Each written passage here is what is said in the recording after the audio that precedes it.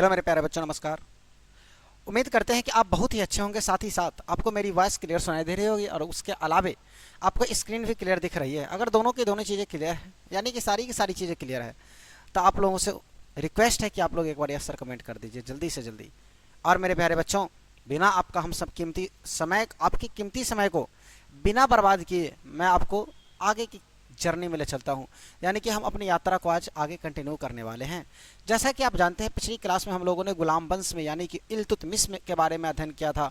उसके बाद हम लोगों ने खिलजी वंश के बारे में पढ़ा था, जिसमें जलालुद्दीन फिरोज खिलजी और अलाउद्दीन खिलजी के बारे में मेन रूप से चर्चा किया था। उसके बाद उसी तरह अलाउद्दीन खिलजी के मरने के बाद खिलजी वंश की लगभग क्या हो जाती है बच्चों, समाप्ति हो जाती है। और उसके समाप्ति के बाद आज की जो हमारी क्लास है, इस क्लास में हम लोग जो चर्चा करने वाले हैं, किस चीज़ पर चर्चा करने वाले आपको पता है? तो हम लोग चर्चा करेंगे तुगलक वंश और सैयद वंश के बारे में। क्लियर है बच्चों? हम लोगों की जर्नी इस क्लास में कहाँ से कहाँ तक चलेगी, तो आपको बता दें कि हम लोग चर्चा करने वाले हैं किस वंश पर? तुगलक वंश पर। और इसी के साथ साथ सैयद वंश को भी लपेटते हुए चलेंगे। ठीक है? हाँ, इसको अंग्रेजी में तुगलक डायनेस्टी और सैयद डायनेस्टी कहते हैं और ये हिस्ट्री का मेजर पार्ट है। ठीक है? यानी आपका कहने का मतलब ये हुआ सर जी कि मेजर पार्ट का अर्थ क्या होता है, परीक्षा में पूछा ही जाएगा।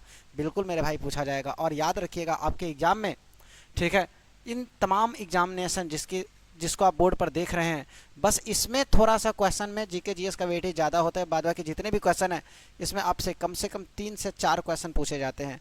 तो आपकी तैयारी, आप तो सोच रहे हैं कि 3-4 क्वेश्चन के लिए कितना पढ़ेंगे भाई, जितना पढ़ोगे उतना कम ही है। ठीक है?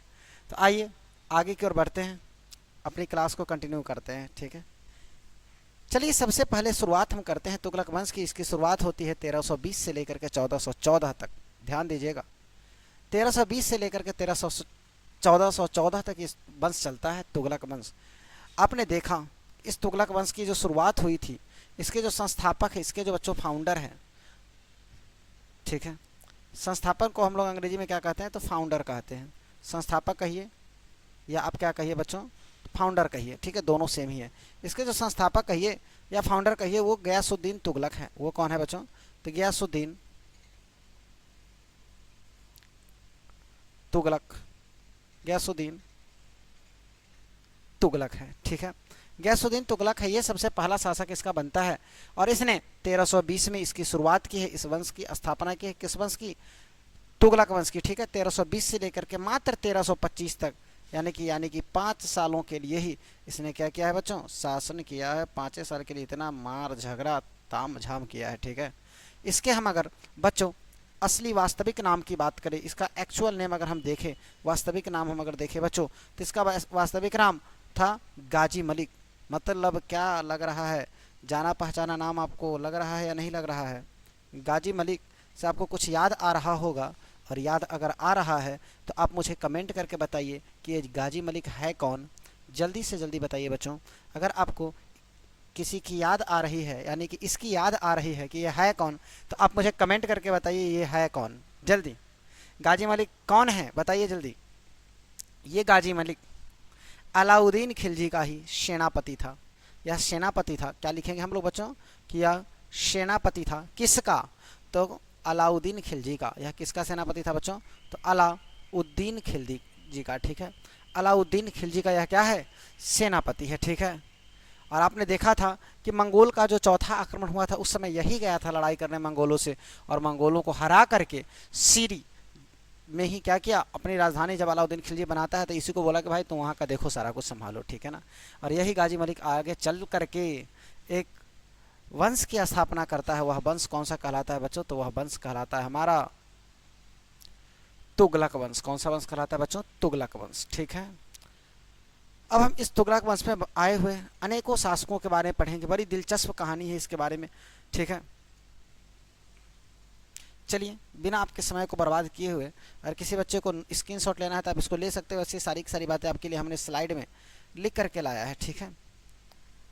देखिए, अगर हम इस वंश की बात करें तो गयासुद्दीन तुगलक जो है ना, इस वंश का क्या है? संस्थापक है, फाउंडर है, जो कि 1320 से 1325 यानी कि 5 वर्षों के लिए शासन करता है।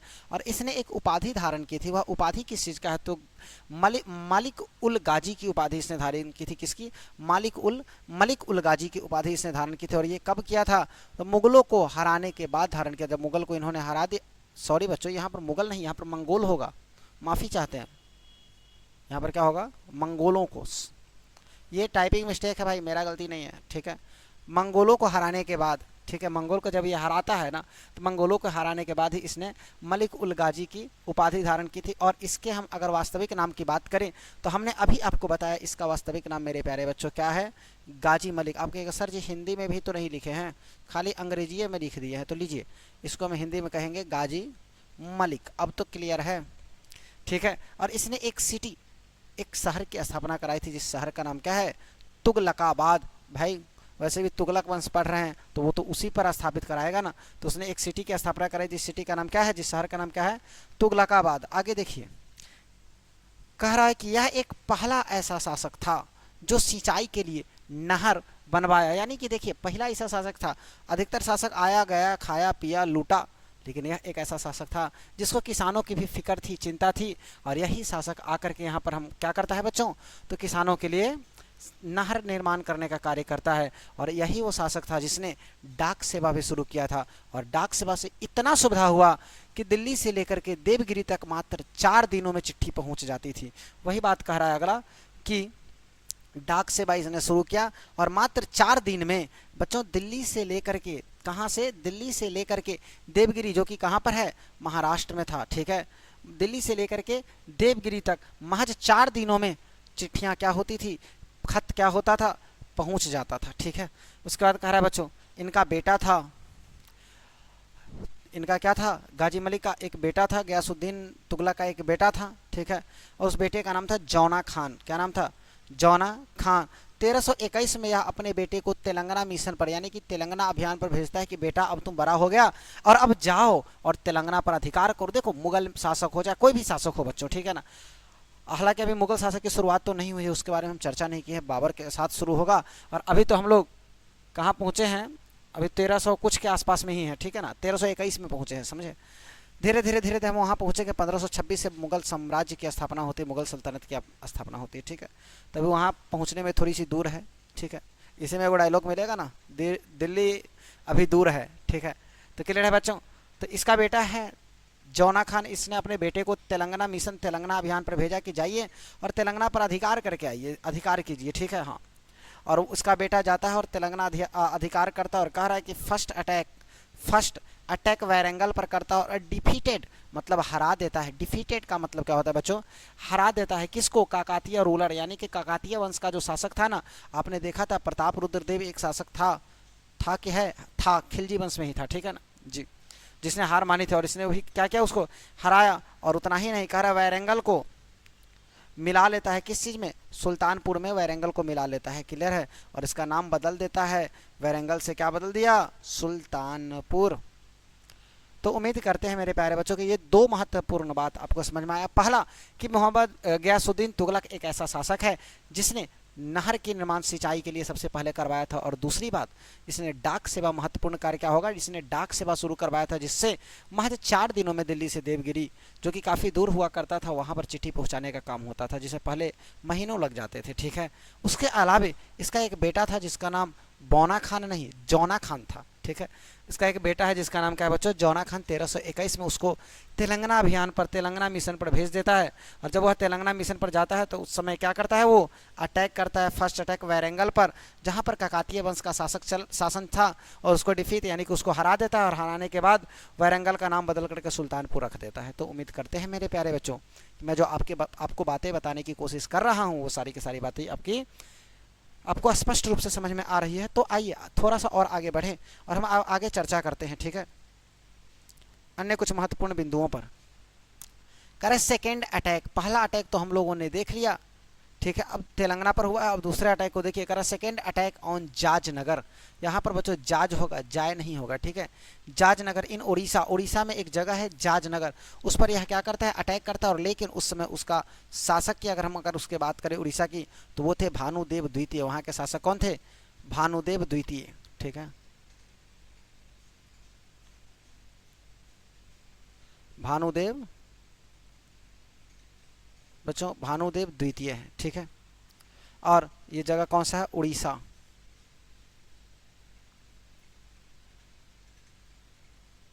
ठीक है, हाँ, और ये जाजनगर तो लिखा ही हुआ है। अटैक का मतलब भाई इतना छोटा मोटा अंग्रेजी आप लोगों को आना चाहिए। अटैक का मतलब क्या होता है? तो अटैक का मतलब होता है आक्रमण। क्या होता है? अटैक का मतलब आक्रमण होता है। ठीक है, कह रहा है इस आक्रमण का सोर्स, इस अटैक का सोर्स यानी कि स्रोत यानी कि जानकारी हमें कहाँ से प्राप्त होती है? तो सोर्स है हमारा राजमंत्री अभिलेख। क्या है सोर्स की अगर हम बात करें बच्चों? ठीक है, इस सोर्स की अगर हम बात करें तो वो सोर्स क्या है? अच्छा मंत्री लिखा हुआ है, सॉरी, राजमुंदरी अभिलेख है। क्या है? राजमुंदरी अभिलेख है। यहाँ तो जगह का भी अभाव है, राजमुंदरी। ठीक है ना, अब क्लियर है? इसको राजमुंदरी पढ़ेंगे हम, यहाँ पर आपको लिख देते हैं क्लियरली। ठीक है, राजमुंदरी बुआ ये अभिलेख है तो ये अंग्रेजी में भी राजमुंदरी कहलाएगा। ठीक है ना, हाँ अंग्रेजी में भी राजमुंदरी ही होगा। ठीक है, और अभिलेख को हम लोग इंस्क्रिप्शन कहते हैं, इंस्क्रिप्शन, अंग्रेजी में इसको इंस्क्रिप्शंस कहते हैं। ठीक है ना, और यह जो जौना खान है इसका बेटा, इस जौना खान को ही विश्व का खां भी कहा गया है। इस जौना खां को भी, इनको ही क्या कहा गया है? विश्व का खां या उलुग खां कहा गया है। विश्व का खां या इसी को बच्चों क्या कहा गया है? उलुग खान कहा गया है। ठीक है, आगे बढ़ें। अब उसके बाद हम आगे बढ़ते हैं और आगे आता है एक व्यक्ति जिसका नाम है हजरत निजामुद्दीन औलिया। आपने इस सूफी संत का नाम पहले ही सुना था। इससे पहले आपने देखा है कि नसीरुद्दीन मोहम्मद, समझे, नसीरुद्दीन खुसरो खां जो है उसने क्या किया था? ये जो है हजरत निजामुद्दीन औलिया को 5 लाख चांदी का सिक्का दे करके बोलते हैं कि आप हमको यहाँ के सल्तनत की, हमें यहाँ का सल्तनत दे दीजिए और यहाँ का हमें शासक बना दीजिए। और सूफी संत थे, इनकी काफ़ी प्रसिद्धि थी उस समय में। ठीक है, तो वहाँ के लोग, दिल्ली के लोग इनकी बातों को ज़्यादा मानते थे। तो इन्हीं के कहने पर, ठीक है, सारी की सारी जनता का मत हुआ कि इनको क्या किया जाए? नसीरुद्दीन खुसरो खां को शासक बनाया जाए। और यही कारण है कि नसीरुद्दीन खुसरो खां को शासक बना दिया जाता है। लेकिन नसीरुद्दीन खुसरो खां को मार करके, मुबारक हसन को मार करके अगला शासक उसकी हत्या कर देता है। और उसे हराने के बाद अगला शासक बनता जब है तुगलक वंश का निर्माण होता है।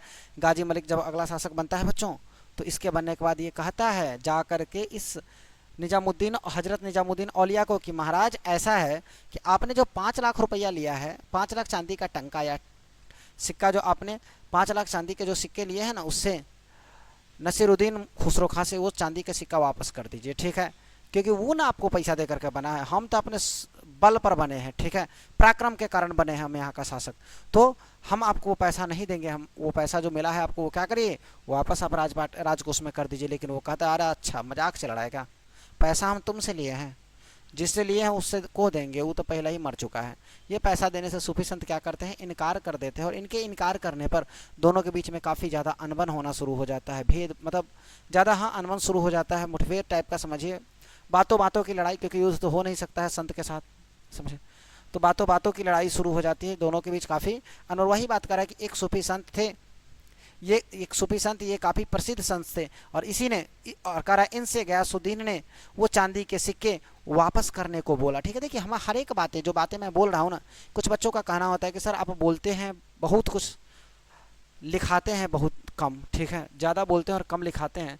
इसलिए मैंने जितनी बातें मैं बोल रहा हूँ बच्चों, उन बातों को मैं आपके लिए पहले से लिख करके लाया हूँ, ताकि हर बात को अगर मैं लिखना शुरू कर दूँ तो काफ़ी ज़्यादा समय जाएगा। ठीक है, और यहाँ पर पहले से अगर लिखा हुआ है तो आपको मैं समझा देता हूँ और आप इन चीज़ों को नोट कर लीजिएगा, ज़्यादा समय आपका बर्बाद नहीं होगा। ठीक है, तो हमने आपको ये कहा बच्चों कि ये निजामुद्दीन औलिया जो है ना, सूफी संत जो है ना, ये जो बच्चों सूफी संत है, कौन है? ये सूफी संत जो हमारे हैं, इन्होंने गयासुद्दीन को बोला वापस करने के लिए, लेकिन वह वापस नहीं करता है। क्लियर है? और क्या होता है, निजामुद्दीन औलिया की अगर हम बात करें तो इस निजामुद्दीन औलिया को एक टाइटल मिला था, और टाइटल किस चीज़ का था? महबूब और इलाही का एक टाइटल भी मिला था, काफ़ी प्रसिद्ध थे। लेकिन अफसोस कि 1325 की बात है, बुगरा खां का विद्रोह होता है। किसका विद्रोह? बुगरा खां का विद्रोह होता है। और बुगरा खां है कौन? ये बुगरा खां कौन है? तो ये बलबन का बेटा था। ये बलबन का क्या है? बेटा था बुगरा खान। क्लियर है चीज़ें? बुगरा खान कौन है बच्चों? बलबन का बेटा है। और इस बुगरा खां के विद्रोह में दिल्ली से बंगाल जाना पड़ता है तुगलक को। गयासुद्दीन तुगलक दिल्ली से इस विद्रोह को खत्म करने या शांत करने के लिए कहाँ जाता है? दिल्ली से बंगाल जाता है। और जब दिल्ली से वो बंगाल जाता है तो उसी समय निजामुद्दीन औलिया एक बहुत बड़ा कदम उठाते हैं। वो जो 5 लाख चांदी का सिक्का उनके पास था, वो सारा का सारा सिक्का राजा को ना दे करके वो सारा का सारा सिक्का क्या करता है? वो जनता में बांट देता है। ठीक है, सारे के सारे सिक्का दे करके वह जनता में क्या करता है? बांट देता है। और जनता से जाकर के दिल्ली में ऐलान करवा देता है कि मेरी बात कभी गलत साबित नहीं होती है और अब गयासुद्दीन तुगलक वापस लौट करके दिल्ली नहीं आएगा। ठीक है, वो कहता है कि वापस लौट करके अब गयासुद्दीन तुगलक दिल्ली क्या है? नहीं आएगा। समझे जी? ये बात उसको पता चलता है, किसको? गयासुद्दीन तुगलक को। वो कहता है कि मैं वापस तो आऊँगा, लेकिन बोल दो, वो अपने सेना के द्वारा खबर भिजवाता है कि दूत के द्वारा कि जाइए और बोल दीजिए निजामुद्दीन औलिया को कि मैं वापस आऊँगा। एक गाना है बड़ी बढ़िया कि मैं वापस आऊँगा। ठीक है, कहता है कि मैं वापस आऊँगा और मेरे आने से पहले उसको बोलना देश छोड़ करके चले जाने के लिए, नहीं तो निजामुद्दीन औलिया को क्या कर दी जाएगी? उसकी हत्या करवा दी जाएगी, उसे फांसी दे दी जाएगी। ठीक है, लेकिन हंस करके निजामुद्दीन औलिया एक बड़ी ही बढ़िया बात कहता है। हंस करके बच्चों निजामुद्दीन औलिया क्या कहता है? एक बड़ी बढ़िया बात कहता और कहता है हनूज दिल्ली दूर अस्ता। ठीक है, कह रहा हनूज दिल्ली दूर अस्ता। ठीक है, आगे बढ़ते हैं, देखते हैं, लिखते हैं। अच्छा हाँ, कहाँ थे हम? सॉरी, सिक्का बांटने के बाद उस और ज़्यादा बौखला गया होगा। ठीक है, तो क्या कहते हैं? हनूज दिल्ली दूर अस्ता। हम यहाँ लिख देते, ये बात बड़ी फेमस बात है। ये बात किसने कहा है? फेमस लाइन कहिए या आप इसको डायलॉग कहिए, फेमस डायलॉग। ठीक है, ये फेमस डायलॉग में क्या कहता है? हनुज कह रहा बच्चों, हनुज। क्या अजीब है, लिखना चाहते हैं ह लिखा जाता है द, लिखना चाहेंगे द लिखा जाएगा ह। कह रहा है हनुज दिल्ली दूर, फिर देखो अ लिख रहे थे ह लिखा गया। हनुज दिल्ली दूर अस्त, वो अपना भाषा में बोलते हैं। ठीक है, हमको मेरा भाषा ये नहीं है। इसका मतलब होता है कि दिल्ली अभी दूर है। हंस करके क्या बोलते हैं? हनुज दिल्ली दूर अस्त, मतलब दिल्ली अभी दूर है। देखते हैं ना, लौट करके आएगा तब ना, कहीं नहीं आया तो। ठीक है, उसके बाद बुगरा खां का विद्रोह समाप्त करने के बाद गयासुद्दीन तुगलक वहाँ से वापस लौटता तो है, लेकिन लौटते समय उसका बेटा रास्ते में तुगलकाबाद में उनके लिए रहने का व्यवस्था करवाता है। और रहने का व्यवस्था, जब जीत का जश्न मनाने के लिए रात में विश्राम करने के लिए एक पैलेस, एक महल बनाया जाता है। और वो महल पूरा का पूरा किस चीज़ से बनाया जाता है? लड़की से नहीं रे भाई, लकड़ी से। कौन चीज़ से? लकड़ी से। यह महल, लकड़ी का ये महल बनाया जाता है। ठीक है, लकड़ी के महल में बनाया जाता है। और ये लकड़ी का महल उनका बेटा बनवाता है। कौन बनवाता है? उनका बेटा, जिसका नाम क्या था? बौना खान थोड़ी था, इसका नाम था जौना खान। इसका नाम क्या था? जौना खां। क्लियर है जी? एक लकड़ी का महल बनवाता है जिस महल का नाम है जौना खान। बदकिस्मती का मारा बेचारा खा पी करके जाता है चैन से सोने, महल देह पर गिर जाता है और मार जाता है उसी के अंदर। ठीक है, महल देह पर गिरता है और उसी महल के अंदर वो क्या होता है? दब करके मर जाता है। जब मौत आती है तो कैसे न कैसे आ ही जाती है। ठीक है, उसी में दब करके वो क्या होता है भाई साहब? इनकी मृत्यु हो जाती है। या लिखा तो है 1325 की बात है, जब वो वापस वहाँ से लौटा था बुगरा खां का विद्रोह समाप्त करके, तो बेटा इनको रहने के लिए तुगलकाबाद में इनके विश्राम के लिए ना रास्ते में एक लकड़ी का महल बनवाया था। और यही लकड़ी के महल के देह पर गिर जाने से, महल के गिरने से 1325 में ही इनकी क्या हो जाती है बच्चों? मृत्यु हो जाती है। हालांकि ये मरे हैं तुगलकाबाद में, तो इनका मकबरा, इनका टॉम कहाँ पर बनेगा? तो तुगलकाबाद में ही इनका मकबरा बना दिया जाता है। उम्मीद करते हैं कि मैं जो बातें बोलना चाह रहा हूँ, आई विश कि आप तमाम बच्चों को समझ में आ रही है। और साथ ही साथ आप तमाम बच्चे स्क्रीनशॉट लेते जाइए। देखिए अभी थोड़ा सा पीडीएफ डालने में बच्चों दिक्कत होती है कि ये दिक्कत क्या है ना, मैं आपको बता दूं बच्चों की दिक्कत क्या है, ताकि आपको भी पता चले कि दिक्कत क्या है। ठीक है, मेन वास्तविक रूप से ना दिक्कत ये है कि मैं जो आपको चीज़ें समझा रहा हूँ ना, और समझाने के क्रम में मैं जो ये गोल ये सब चीज़ें जो करता हूँ कि ये पॉइंट वो पॉइंट, ठीक है, इन चीज़ों को मैं सेव नहीं कर पाता हूँ। वहाँ पर मैं सेव अगर करता हूँ तो वो पेज वाइज सेव होता है। ठीक है, और इसमें इसका जो ऑपरेटिंग सिस्टम है ना इस बोर्ड का, वो वहाँ घटिया बाहियात ऑपरेटिंग सिस्टम है। ठीक है, तो वही दिक्कतें हैं। तो इस दिक्कतों को कम करने के लिए, समझे, इस समस्या का समाधान करने के लिए हम देख रहे हैं कोई एप्लीकेशन अगर ढंग का होगा तो इसमें हम डाउनलोड करते हैं। एक वैसे मैंने देखा है नोट 5, लेकिन समझ में नहीं आ रहा कि उसमें डाउनलोड इंस्टॉल कैसे होगा। ठीक है, तो मैं प्रयास में लगा हुआ हूँ। तो आगे चल करके सारा का सारा नोट्स आपको मिल ही जाएगा। फिलहाल मुझे नहीं लग रहा है कि आप क्लास जब कर ही रहे हैं तो इसका स्क्रीनशॉट, क्योंकि ऐसा थोड़ी कि मैं यहाँ पर खड़ा होकर के सारी की सारी बातें बोलता हूँ और यहीं पर खड़ा होकर के मैं ये लाइन पारता रहता हूँ और आपको नहीं हटता ही नहीं हूँ कि मैं आप स्क्रीनशॉट ले पाएँ, ठीक है। मैं तो बीच बीच में हट जाता हूँ ताकि आप इसका क्या कर सकें, स्क्रीनशॉट ले सकें। तो आप हर एक स्लाइड का, हर एक पेज का स्क्रीनशॉट लेते जाइएगा बच्चों, ठीक है। ज़्यादा बेहतर आपके लिए होगा, नोट करने में सुविधा होगा। वैसे मैं इसका PDF जल्द ही अपलोड करवा दूंगा, ठीक है। वह भी तो स्क्रीनशॉट वाला ही PDF होगा, ठीक है। तो आइए मेरे प्यारे बच्चों, इसके बाद इसका बेटा, जब गयासुद्दीन तुगलक की मृत्यु हो जाती है बच्चों, तो उसके बाद उसका बेटा बनता है अगला शासक, ठीक है। अगला शासक बनता है जो जौना खान था। यह जौना खान फेमस है किस नाम से, जब महाराज बनता है तो किस नाम से बनता है ये, मोहम्मद बिन तुगलक के नाम से यह प्रसिद्ध होता है। और मोहम्मद बिन तुगलक को ही कहा जाता है पागल या सन की सुल्तान। इसी को पागल या शन की सुल्तान, देखो पागल पहले से लिखा है और सन की हम लिख देते हैं। तुम लोगों को भी कुछ कुछ कहना है तो इसको बोल सकते हो, ठीक है। और यह जब सुल्तान बनता है तो ये फेमस किस नाम से होता है, देख लेना भाई, कोई तुगलक वंश का ना हो के खिलाफ बोले कि सर आप ऐसा काहे बोल रहे हैं, ठीक है। वैसे उम्मीद है हमें कि तुगलक वंश अब है नहीं, तो होगा भी नहीं कोई, ठीक है। इससे मैं इसके बारे में बोल सकता हूँ जो रियलिटी है, ठीक है। तो हमने आपको बच्चों ये कहा कि मोहम्मद बिन तुगलक जो है ना, वह तुगलक वंश का था, दूसरा शासक था। इसके पिता ने तुगलक वंश की स्थापना कराई थी और अगला शासक ये बना 1325 में, और 1325 से लेकर 1351 तक इसने शासन किया। यानी कि कुल मिलाकर अगर देखा जाए ना तो बुआरे 26 साल तक शासन किया है। कितने साल तक, 26 साल तक इसने शासन किया, ठीक है। और इसको पागल सुल्तान कैसे नहीं कोई कहेगा भाई। ये जो काम कर रहा था ना, ऐसा ऐसा कारनामा जीवन में किया है। हालांकि ये काफ़ी पढ़ा लिखा था, लेकिन इतना ज़्यादा पढ़ लिया था कि इसकी जो मूर्ख जनता, मूर्ख प्रजा, इसके समय की जो प्रजा थी ना, या इसके मंत्रिमंडल में जितने भी सदस्य लगते वो ज़्यादा पढ़े लिखे नहीं थे। तो ज़्यादा पढ़े लिखे नहीं थे तो ये दोनों बात बोलता था, अगला को पल्ले नहीं पड़ता था, कुछ समझ में नहीं आता था। और जब किसी को कुछ समझ में नहीं आएगा तो इसके काम पर एग्जीक्यूशन नहीं हो पाती थी ढंग से, ठीक है। और जब उस पर एग्जीक्यूशन नहीं हो पाती थी, उस पर कार्य नहीं हो पाता था, तो लोग तो पागल ही ना कहेगा इसको। वैसे आप जानते हैं पागल का मतलब क्या होता है। पागल बना है दो शब्दों से मिलकर के, पागल बना है दो शब्दों से मिलकर के। कोई अगर आपको बोले ना कि आप पागल हैं, कोई अगर आपको बोले आप पागल हैं, तो आप बुरा नहीं मानिएगा, आप समझ जाइए कि मैं कुछ अलग हूँ। ये इसको पल्ले नहीं पड़ने वाला है कि मैं जो कर रहा हूँ, ठीक है ना, इसलिए मुझे पागल बता रहा है, ठीक है। पागल बना है बच्चों दो शब्दों से मिलकर के। पहला होता है पा और दूसरा होता है गल, ठीक है। पा का मतलब होता है पाने में या पाकर, पाकर या पाने में।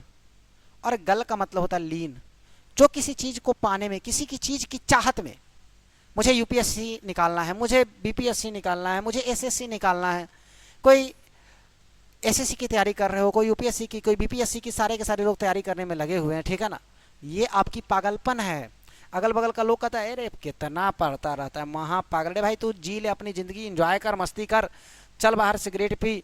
मतलब आलतू फालतू के बहुत सारे लोग मिलेंगे आपको भड़काने वाले, लेकिन कोई ये नहीं कहेगा अरे तुम कैसा इंसान है, तुम घूम रहा है, जाके 10 घंटा पढ़। अगर ऐसा कोई बोलेगा तो केवल दो ही लोग हैं बोलने वाले, एक आपके गुरुजन और एक आपके माता पिता। तीसरा को कोई फर्क नहीं पड़ता है कि आप क्या कर रहे हैं।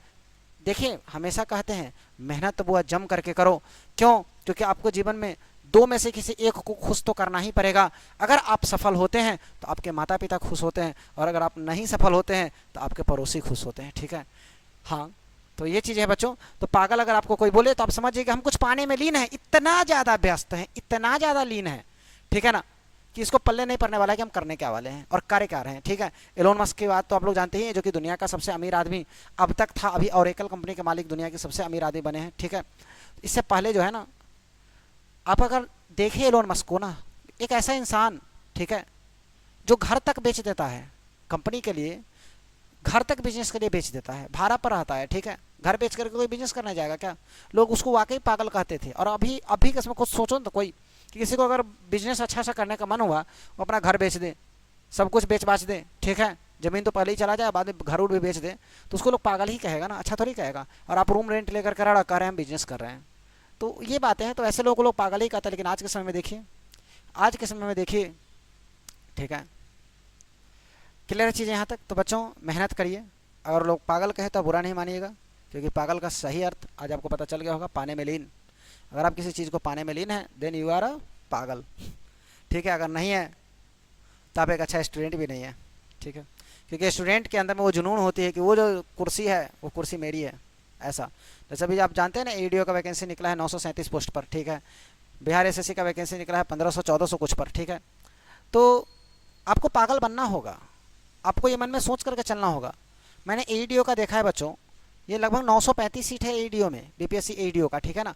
और 935 सीट के लिए लगभग 9,70,000 के आसपास लोग फॉर्म भरे हैं, ठीक है ना। यानी एक सीट पर जो लगभग लड़ाइयाँ हो रही है बच्चों, ये 1035 बच्चों की लड़ाई चल रही है। एक सीट पर 1035 बच्चे लगभग लड़ाई में मचो, मेरा सीट तो मेरा सीट, मेरा सीट तो मेरा। अरे भाई, सबसे जो ताकतवर होगा, मतलब जब सबसे जो तेज तराक होगा पढ़ने में, वही तो सबको हटा करके कहेगा हटो ये मेरा सीट है। क्यों? क्योंकि मैंने दिन रात एक कर दिया है इस सीट को पाने के लिए, ठीक है। मैंने दिन रात एक कर दिया है इस सीट को पाने के लिए। ना मैंने दिन देखा है, ना मैंने रात देखा है, ना मैंने खाने का समय देखा है, ना मैंने सोने का समय देखा है। मैंने केवल एक ही चीज़ देखा है, वो है मेरा सिलेबस, वो है मेरा एग्ज़ाम, वो है मेरा बुक कॉपी, मतलब उसके अलावा मैंने कुछ नहीं देखा है। तो जो दिन रात एक कर देता है बच्चों, सिलेक्शन भी उसी की होती है, ठीक है। और आप नहीं जानते हैं बच्चों, अगर एक बार आपकी सिलेक्शन आपके हाथ से निकल जाए ना, फिर अफसोस और पछताने के अलावा कुछ नहीं मिलता है। फिर आपको अब अगले 1-2 साल वैकेंसी के इंतजार में आपको बैठे रहना पड़ेगा, ठीक है। तो इसीलिए जब मौका मिले चौका मार दीजिए, समझे। ये बहुत बेहतरीन ऑप्शन आपके पास है कि अभी आपके पास बेहतर से बेहतर वैकेंसी आई है। अगर आप इसको फॉर्म अभी है ना, सीजीएल का आया है, बिहार एसएससी सीजीएल, समझे। तो इन सब चीज़ों की है। अभी तो 12वीं पास पर जो वैकेंसी आई वो भी तो काफ़ी बेहतर वैकेंसी, और अच्छा खासा 23,000 पोस्ट का, मतलब आप समझ रहे हैं, लगभग 23,000 पोस्ट आपको मिल रहा है। अब क्या चाहिए, ठीक है। तो अब बढ़िया है, सेक्रेटरी वगैरह का भी उसमें पोस्ट है, मैंने देखा है, पंचायत सचिव सबका अच्छा खासा पोस्ट उसमें, ठीक है। तो आप उस पर वैकेंसी पर फॉर्म वगैरह डालिए और बेहतर तरीके से तैयारी करिए। बहुत भारी कुछ भी नहीं है, ठीक है। देखिए, मैं बच्चों को बार बार कहता हूँ, मैं ऑफलाइन क्लासेज में भी बच्चों को बोलता रहता हूँ एक ही चीज़, क्या पता है कि यहाँ इसी की बात अगर हम करें बच्चों कि 9 लाख, यहाँ 9,70,000 लोगों ने फॉर्म भरा है, ठीक है ना। लेकिन इस 9,70,000 में पढ़ने वाले की जो संख्या है बच्चों, पढ़ने वाले की जो संख्या, उसकी हम बात करें तो 9,70,000 थोड़ी है पढ़ने वाला। इसमें से इसका आधा कर दो, 4 लाख, लगभग 35 और 50, 85, 4,85,000 लगभग हम मानकर चलते हैं। 4-4.5 लाख लोग ना पढ़ने वाले हैं जो तैयारी कर रहे हैं, ठीक है। 4-4.5 लाख। अब 4-4.5 लाख में ना किसी ना किसी कारणवश कुछ परसेंट लोग, लगभग 10 से 20% लोग एग्जाम तक नहीं पहुंच पाते हैं, ठीक है। तो इसमें आपके पास जो बच गया ना, कंपटीशन अगर सही मायने में देखा जाए बच्चों, तो 3 से 4 लाख लोगों के बीच में है, ठीक है। अब 3-4 लाख लोगों के बीच है तो भीड़ तो आधा पहले हट जाता है, समझे। आधा भीड़ है, ये तुम फॉर्म भर रहा है एईडीओ का, तो चलो ना हम भी डाल देते हैं। ये मानसिकता लेकर के बहुत सारे बच्चे फॉर्म डालते हैं। आपकी मानसिकता वैसी नहीं होनी चाहिए। आपकी मानसिकता बच्चों ये होनी चाहिए कि हमने फॉर्म डाला है तो मुझे नौकरी चाहिए, सिलेक्शन चाहिए, मैं सिलेक्शन के लिए मैंने फॉर्म डाला है, ठीक है ना। गवर्नमेंट का एक एम्प्लॉय ही तो बनिएगा, एम्प्लॉय बनना है मुझे, गवर्नमेंट का एक आदमी बनना है मुझे, ठीक है ना। आपने इसलिए फॉर्म डाला है, ठीक है। खैर मेरे प्यारे बच्चों, मैंने काफ़ी ज़्यादा आपका समय बर्बाद किया, तो आइए वापस से हम अपने टॉपिक की तरफ चलें। तो हम आपको ये बता रहे थे बच्चों कि इसको पागल सुल्तान कहा जाता था, लेकिन वाकई में ये पढ़ा लिखा बहुत समझदार था, अगर सच्चाई पूछा जाए तो। और मैं सच ही बता रहा हूँ आपको, ठीक है, क्योंकि आपसे झूठ बोलकर मुझे क्या मिलेगा। उसके बाद हमने आपको कहा कि इसने एक कुआं का निर्माण कराया था। क्या कराया था बच्चों? एक कुआं का निर्माण कराया था, और जिसमें गोल्ड, सोना भरा हुआ था। सोचो कितना महान शासक था, ठीक है। एक कुएं का निर्माण करा करके उसमें इसने क्या रखा था बच्चों? तो उसमें इसने सोना रखा हुआ था, सोना, ठीक है ना। कुआं का निर्माण करवा, उसमें क्या रखा? सोना रखा हुआ था कुआं में, समझ रहे हो। एक कुआं सोना भर करके रखा हुआ था। करा बच्चों, जौना खान फेमस किस चीज़ से हुआ? किस नाम से? मोहम्मद बिन तुगलक के नाम से फेमस हुआ। 1325 से लेकर के 1351 तक इसने शासन किया। इसे पागल सुल्तान या सनकी सुल्तान भी कहा जाता है, ठीक है। इसे अरबी का, और ये फारसी तो कुछ होते नहीं करता है, ठीक है। यहाँ पर क्या हो जाएगा? फारसी। इसको अरबी और फारसी भाषा का बहुत ही अच्छा ज्ञान था, ठीक है। 1333 में बच्चों एक अफ्रीकन ट्रेवलर, अफ्रीका का एक जो है ना यात्री ट्रेवलर इसके यहाँ आता है, जिसका नाम है मोरक्को। क्या नाम है? मोरक्को। अफ्रीकन ट्रेवलर इसके यहाँ मोरक्को आता है। उसके बाद एक फेमस, अरे अरे अरे क्या हम बोले रहे हैं, ठीक है। तुम लोग सोच रहे हो कि कैसे सर है, कुछ भी पढ़ा दे रहे हैं, ठीक है। गलत बोल दिया मैंने बच्चों। 1333 की बात है। एक अफ्रीकन ट्रेवलर मोरक्को से आता है, मैं माफ़ी चाहता हूँ बच्चों, कहाँ से आता है? मोरक्को से एक अफ्रीकन ट्रेवलर आता है, और उस फेमस ट्रेवलर, प्रसिद्ध यात्री का नाम क्या है? Ibn Battuta. इब्न बतूता यानी Ibn Battuta, sorry, Ibn Battuta इसको कहिएगा। इस फेमस ट्रेवलर का नाम क्या है बच्चों? इब्न बतूता नाम है। और यह 8 सालों तक इसके यहाँ काजी बन करके रहा है। 8 सालों तक इसके यहाँ क्या क्या है? मोहम्मद बिन तुगलक के यहाँ काजी बन करके रहा है, ठीक है, काजी के पोस्ट पर काम किया है। और काजी का मतलब क्या होता है, तो इस्लाम धर्म के जो धार्मिक न्यायाधीश होते हैं उसको काजी कहा जाता है। क्लियर है चीज़ें। इन्होंने एक बुक की रचना की जिस बुक का नाम है रहला। उस किताब के नाम का क्या है बच्चों, तो रहला है। तो उम्मीद करते हैं कि सोना का कुआं बनवाने वाला, मतलब कुआं बनवा कर उसमें सोना डालने वाला जो शासक है उसके बारे में, सुल्तान के बारे में आपको अच्छे से समझ में आ रही है। इसके बाद बच्चों मोहम्मद बिन तुगलक के द्वारा एक धर्मनिरपेक्ष राज्य की स्थापना की गई थी। इस काम में ये इसने अच्छा कार्य किया। धर्मनिरपेक्ष का मतलब है धर्म में भेदभाव नहीं होना चाहिए, जिसको जो धर्म मानना है माने, और सभी धर्म मानने की पूरी आपको आज़ादी है, सभी धर्म मनाने की पूरी आपको आज़ादी है। बताओ, अपने धर्म में आपका जो उत्सव त्यौहार पर्व है उसको भी मनाने की आपको पूरी आज़ादी है। ठीक है, क्लियर है। उसके बाद 1337 की बात है बच्चों। 1337 से लेकर के 1340 के बीच में, इस 3 साल के मध्य में, ठीक है ना, जिस तरह आपने देखा भी कि 2019 से लेकर के 2021 तक लगभग 3 साल, 19, 20, 21, वैसे सही मायने में देखा जाए तो 1 से 1.5 साल, ठीक है, 20 में ज़्यादा था, नहीं सॉरी 19-20 में हाँ ज़्यादा था, लेकिन 2019 से लेकर के 2021 तक क्यों डिस्टर्ब रहा है, एक वायरस के नाम, एक महामारी फैला था, एक वायरस फैला हुआ था जिसका नाम था कोरोना। ठीक है, कोरोना के कारण उसी तरह से 1337 से लेकर के 1340 तक ये 3 साल ना एक महामारी इसके यहाँ फैल गया, जिस महामारी का नाम क्या था, प्लेग। उस महामारी का नाम बच्चों क्या था, प्लेग। इसको ब्लैक डेथ भी कहा का नाम भी दिया गया है। ठीक है, दिल्ली में ही शासन था, ठीक है, दिल्ली सल्तनत पर ही ये सब बैठा हुआ था, समझे। तो दिल्ली में ही ब्लैक डेथ यानी कि प्लेग की महामारी फैल गई, और जिसके कारण हवा काफ़ी ज़्यादा क्या हो गया बच्चों, हवा काफ़ी ज़्यादा दूषित हो गया, और इसी के कारण इसको अपनी राजधानी दिल्ली से स्वर्णद्वारी, राजधानी क्या, इसको खुद पहले दिल्ली से स्वर्गद्वारी शिफ्ट होना पड़ा, जो कि अभी वर्तमान में कन्नौज में है ये जगह। ठीक है, ही शिफ्टेड टू स्वर्गद्वारी, ठीक है, कन्नौज में, जो कि वर्तमान में ही पड़ता है। ये स्वर्गद्वारी दिल्ली से इसको आना पड़ा, और इसी के काल में, शासन काल में सबसे ज़्यादा विद्रोह हुआ है, जिसमें 2 सबसे प्रमुख विद्रोह था बच्चों। एक विद्रोह में हिंदू साम्राज्य की स्थापना होती है, और दूसरे विद्रोह में मुस्लिम साम्राज्य की स्थापना होती है। हिंदू साम्राज्य की स्थापना 2 भाइयों के कारण होता है, 2 भाइयों ने मिल करके किया है, जिसका नाम था हरिहर एवं बुक्का, और उस साम्राज्य को हम लोग विजयनगर साम्राज्य कहते हैं। और मुस्लिम शासक ने, जो मुस्लिम ने साम्राज्य की जो स्थापना हुई है उसको बहमनी साम्राज्य कहते हैं। उसको क्या कहते हैं बच्चों, बहमनी साम्राज्य कहते हैं। आगे उसके बारे में पढ़ना है, उसका नाम काफ़ी लंबा चौड़ा है। ठीक है, उसके बाद हम अगर बात करें तो इसके विद्रोह की अगर हम बात करें ना बच्चों, तो उस समय में दक्षिण भारत में, साउथ इंडिया में 27 को विद्रोह इसके समय में हुए, और नॉर्थ इंडिया यानी कि भारत के उत्तरी भाग में 7 को विद्रोह हुए, 7 रिवॉल्ट्स यानी कि 7 विद्रोह हुए। ठीक है, आप कहेंगे सर ये नॉर्थ इंडिया साउथ इंडिया क्या होता है, तो मैंने आपको कल भी बच्चों बताया, मैंने आपको बच्चों कल ही भी बताया हुआ था।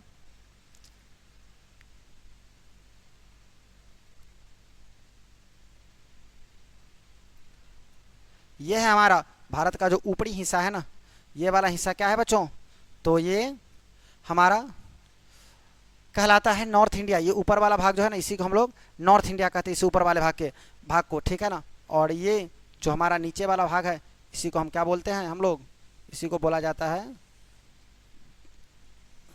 इसी को बच्चों क्या बोला जाता है, साउथ इंडिया। अगर आप गौर से देखें तो हमने नॉर्थ इंडिया से ज़्यादा बढ़िया साउथ इंडिया बनाया है। ठीक है, नॉर्थ से ज़्यादा बढ़िया साउथ है, लेकिन हम लोग हैं कहाँ, तो नॉर्थ में है, नॉर्थ में, उत्तर भारत में है। ठीक है ना, क्लियर है बच्चों यहाँ तक। तो 7 विद्रोह इसके समय में हुआ है उत्तरी भारत नॉर्थ इंडिया में, और 27 विद्रोह इसके सामने हुआ है, इसके समय में हुआ है साउथ इंडिया यानी कि दक्षिणी भारत में। क्लियर है बच्चों, चलिए आगे बढ़ते हैं। आगे कह रहा है बच्चों, हमने आपको जो अभी जस्ट हम इसी चीज़ पर चर्चा किए हुए थे ना, साउथ इंडिया में जो सबसे 2 प्रसिद्ध रिवॉल्ट यानी कि 2 प्रसिद्ध विद्रोह जो हुआ है, उस दोनों प्रसिद्ध विद्रोह की बात अगर हम करें, उसमें 2 साम्राज्य की भी स्थापना हुई। पहला जो बच्चों साम्राज्य है वो कौन सा साम्राज्य है, पहला जो साम्राज्य था वह हिंदू कल्चर का था, जो जिसकी स्थापना 1336 में किया गया, जिसका नाम है विजयनगर साम्राज्य। ठीक है, और विजयनगर साम्राज्य में 2 भाई थे, पहला हरिहर, ये क्या है हरा, ठीक है, हरिहर, और दूसरा भाई क्या है, बुक्का। ये 2 भाई थे, कौन कौन थे, हरिहर एवं बुक्का। ठीक है, हरिहर एवं बुक्का के द्वारा, यहाँ पर होता द्वारा, विजयनगर साम्राज्य किसके द्वारा स्थापित किया गया, तो हरिहर एवं बुक्का के द्वारा। ठीक है ना। उसके बाद मेरे प्यारे बच्चों एक मुस्लिम साम्राज्य की, मुस्लिम कल्चर की भी स्थापना होती है। उस मुस्लिम साम्राज्य में क्या है, तो बहमनी एम्पायर, बहमनी साम्राज्य की स्थापना होती है 1347 में। ठीक है, 1343 में, 1336 में विजयनगर और 1347 में बहमनी साम्राज्य की स्थापना होती है। और इसके संस्थापक जो हैं वो अलाउद्दीन हसन बहमन शाह थे। हमने बोला ना काफ़ी लंबा चौड़ा नाम था, इसलिए वो नाम थोड़ा सा ठीक है। इनका नाम क्या है? अलाउद्दीन हसन बहमन शाह। इनका नाम क्या है बच्चों? तो अलाउद्दीन हसन बहमन शाह, जिन्होंने बहमनी साम्राज्य की स्थापना की थी। क्लियर है? तो मेरे डियर स्टूडेंट्स, चलिए अब हम अगले का पेज की तरफ बढ़ते हैं। ठीक है, आगे कह रहा है कि इन्होंने अपने शासनकाल में एक नए डिपार्टमेंट, एक नया विभाग बनाया था, न्यू डिपार्टमेंट। ठीक है, इसका तो है नया विभाग बनाया इसने बच्चों अपने शासनकाल में ही। क्या किया? एक न्यू डिपार्टमेंट यानी कि एक नया विभाग बनाया, जिस विभाग का नाम था दीवान अकोही। इसका नाम क्या था? दीवान ए कोढ़ी, नहीं कोही, ठीक है ना, सॉरी, दीवान ए कोढ़ी। ठीक है, और इस दीवान ए कोढ़ी में क्या था? कृषि एवं सिंचाई के लिए, कृषि एवं सिंचाई के लिए इस विभाग को बनाया गया था बच्चों। ठीक है, उसके बाद आप इसको पागल क्यों कहते हैं सर जी, ये क्वेश्चन आपके मन में होगा। देखिए, इसने जीवन में 5 एक्सपेरिमेंट यानी कि 5 को प्रयोग किया।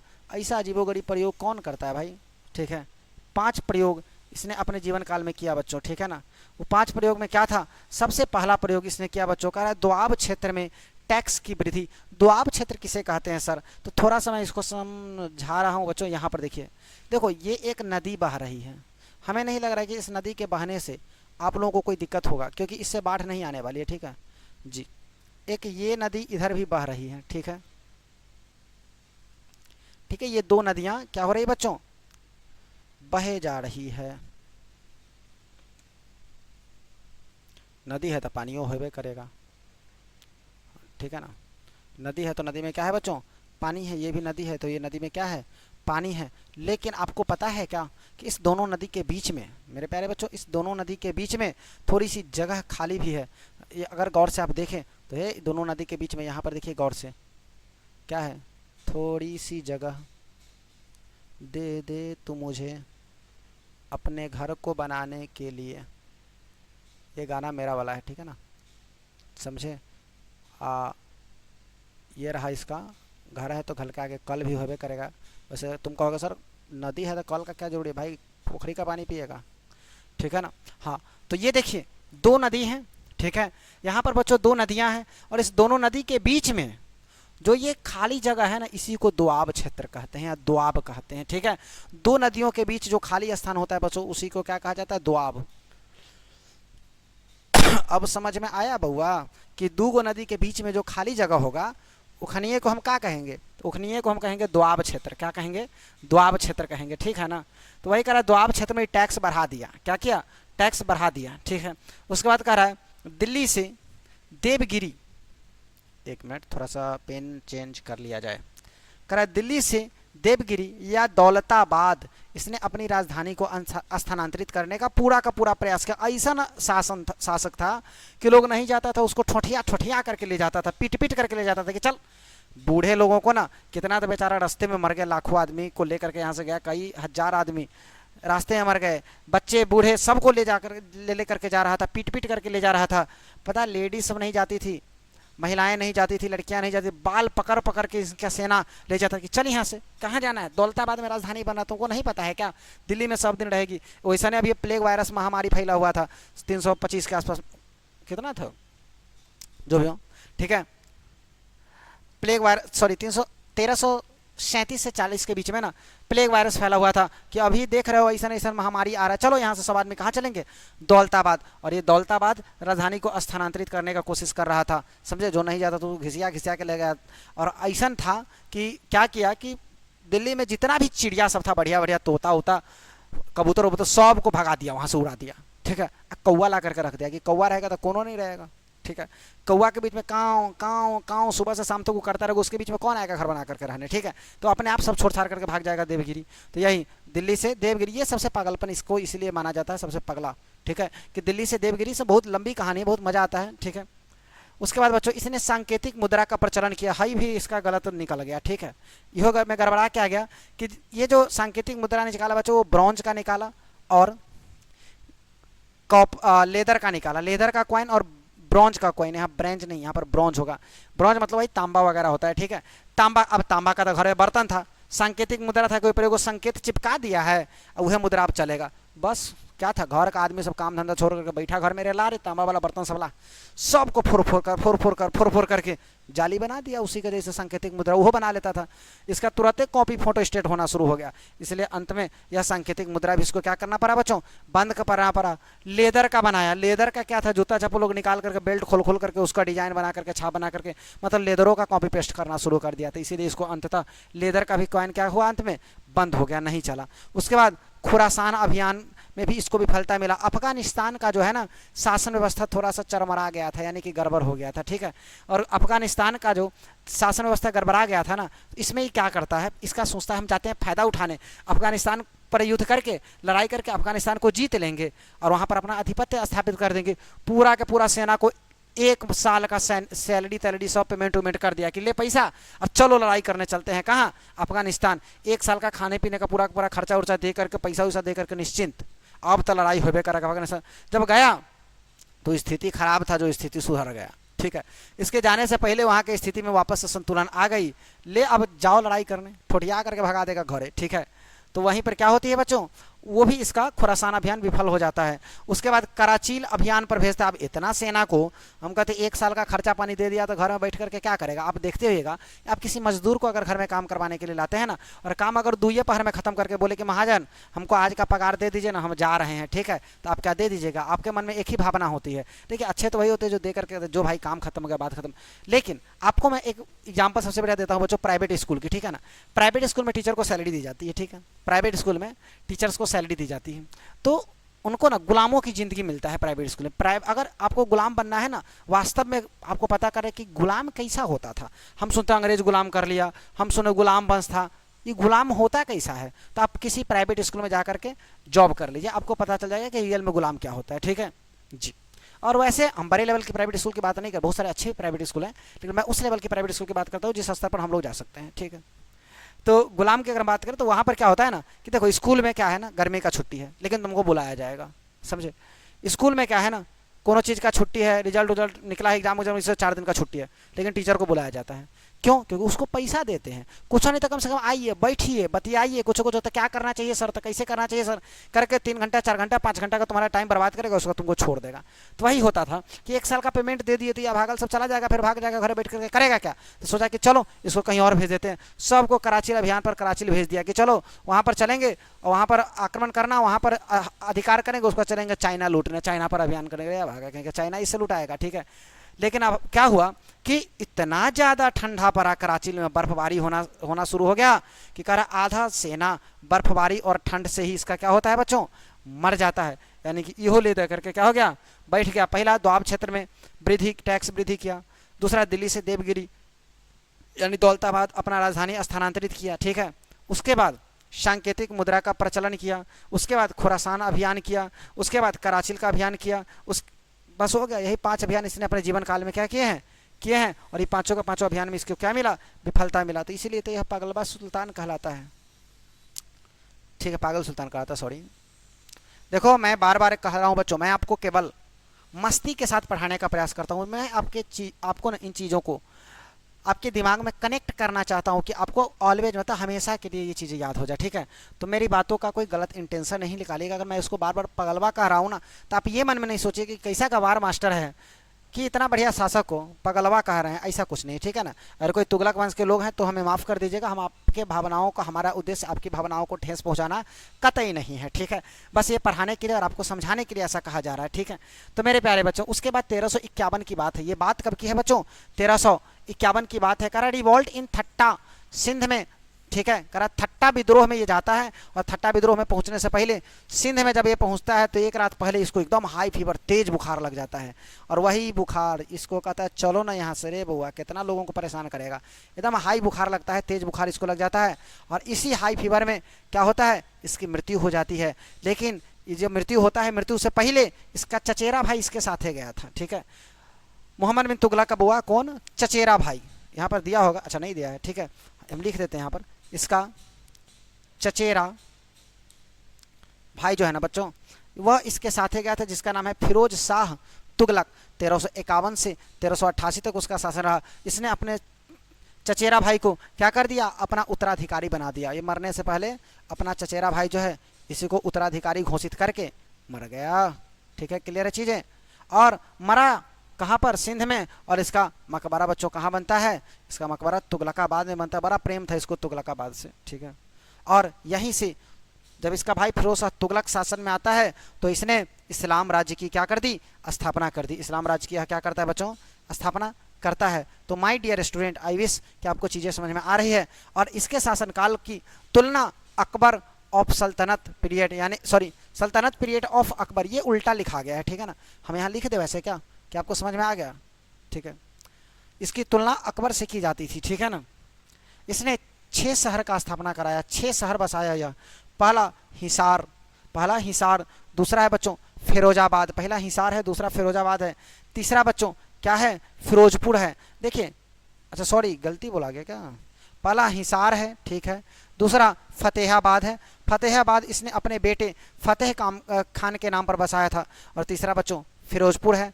चौथा फिरोज शाह कोटला है जगह का नाम। अगला फिरोजाबाद है और अगला जौनपुर है। 6 शहर है। एक हिसार है, याद रहेगा। दूसरा अपने बेटे के नाम पर बसाया गया शहर है, फतेह खान बेटा का नाम था तो फतेहाबाद बसाया। तीसरा अपने नाम पर बसा दिया, फिरोज शाह तुगलक था तो फिरोजपुर बसाया। तीसरा फिरोजे शाह है तो फिरोज का शाह कोटला बसाया। चौथा फिरोजाबाद बसाया। और चौथा का सॉरी इससे ऊपर एक है जौनपुर। कौन सा था, जौनपुर, अपने चचेरा भाई के नाम पर, जौना खान के नाम पर बसाया जौनपुर। तो मेरे प्यारे बच्चों, हम उम्मीद करें कि ये 6 के 6 शहर, जो 6 के 6 शहर है बच्चों, ये 6 शहर आपको समझ में आ गया। हमने 2 महत्वपूर्ण बातें देखी यहाँ तक। पहला, एक बात 2 बेर, इसने 6 शहर बसाए। क्या किए बच्चों, सबसे पहला महत्वपूर्ण काम इसने किया, 6 शहर बसाया। एक उजारने वाला था, ये एक बसाने वाला है। ठीक है, क्लियर है। इसके बाद बच्चों इसने नहरों का निर्माण करवाया, अच्छा खासा इसने नहर बनवाया। 2 सबसे प्रसिद्ध नहर है इसका। ठीक है, आइए पलटाते हैं और चलते हैं अगले स्लाइड की ओर। ठीक है, अगला पॉइंट बच्चों कह रहा है कि सबसे अधिक सर्वाधिक नहर का निर्माण करने वाला भी यही था। कह रहा है ना, सर्वाधिक नहरों का इसने निर्माण कराया। क्या करा, इसने कराया नहीं, मतलब इसने क्या होगा बच्चों, निर्माण। सर्वाधिक शहरों का बच्चों, सॉरी नहरों का इसने निर्माण करवाया। ठीक है, कह रहा है एक नहर था जिस नहर का नाम था अलुगखनी। यहाँ पर अलबरूनी नहीं देखिएगा, अच्छा अलबरूनी लिखा गया ना। उस नहर का नाम बच्चों क्या है, अलुगखनी नाम था। क्या नाम था, उस नहर का नाम था अलुगखनी। हम इसको काट देते हैं और सही लिख देते हैं। और हम आपसे बिल्कुल माफ़ी चाहते हैं क्योंकि टाइपिंग मिस्टेक हो सकती है बच्चों, लेकिन मैं आपको सुधार करके बता रहा हूँ ना।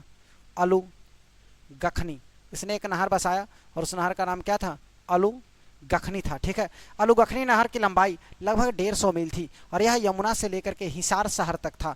यमुना से लेकर के क्या था, हिसार शहर तक था। यमुना से लेकर क्या था बच्चों, हिसार शहर तक था। दूसरा जो नहर है बच्चों, रजबाह नहर। दूसरा नहर कौन सा है, रजबाह नहर। पहला अलुगखनी नहर और दूसरा रजबाह नहर है। रजबाह नहर बच्चों 96 मील लंबा था और यह सतलज से लेकर के धद्दर नहीं घग्घर नदी तक था।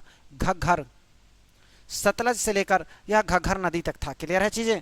उसके बाद कह रहा he destroyed Jagannath temple in Orissa. आप जानते हैं उड़ीसा का सबसे प्रसिद्ध, सबसे फेमस मंदिर है जगन्नाथ मंदिर। ठीक है, उसको ये क्या कर दिया, तोड़वा दिया, डिस्ट्रॉयड कर दिया। एंड ही लूटेड, और इसने लूटा किस चीज़ को, ज्वालामुखी मंदिर को। इन कंगना एचपी, जो कि हिमाचल प्रदेश में, हिमाचल प्रदेश के कंगना में मौजूद एक ज्वालामुखी मंदिर है जिसको इसने क्या किया, लूटा। देखो थोड़ा बहुत तो तुमको अंग्रेजी बुआ समझना ही पड़ेगा क्योंकि अब आप 10th से ऊपर के बच्चे हैं, 9th 10th के बच्चे थोड़ी रहे, 10th 12th से ऊपर के बच्चे हैं और आप कम्पिटिटिव एग्जाम के प्रिपरेशन कर रहे हैं। ठीक है ना, और जो बच्चा कम्पिटिटिव एग्जाम का प्रिपरेशन करेगा, मतलब तैयारी करेगा, उस बच्चे को तो थोड़ा बहुत अंग्रेजी आना ही चाहिए।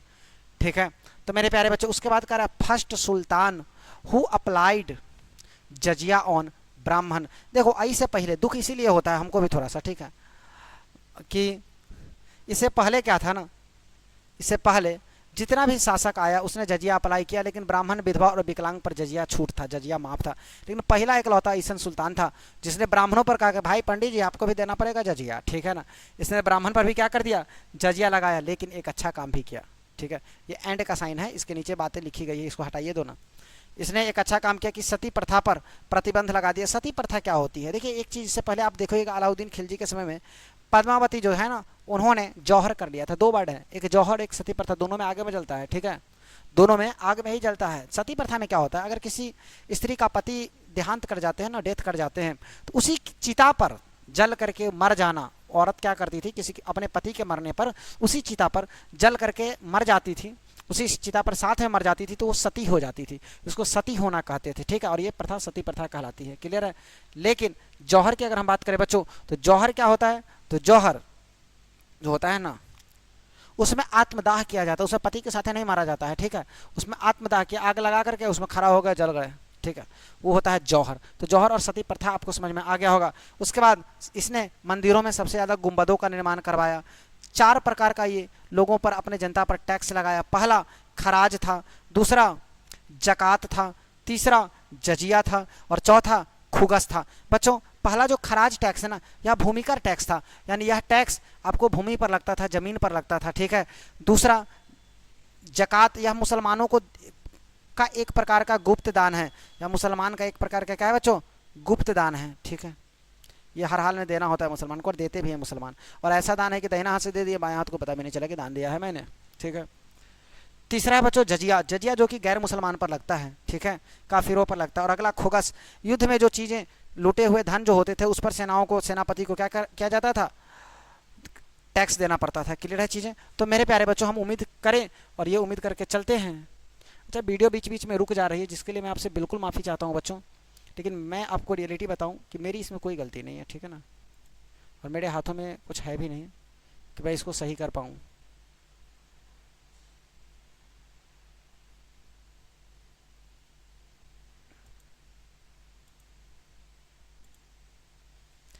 तो बच्चों क्लियर है या फिर से वीडियो रुकी हुई है? यहाँ तक बातें क्लियर है ना? यहाँ तक आपको चीज़ें स्पष्टता समझ में आ रही है या नहीं आ रही है, मुझे बताइए। चीज़ें यहाँ तक स्पष्ट है ना, क्लियरली समझ में आ रही है ना? चलिए आगे बढ़ें।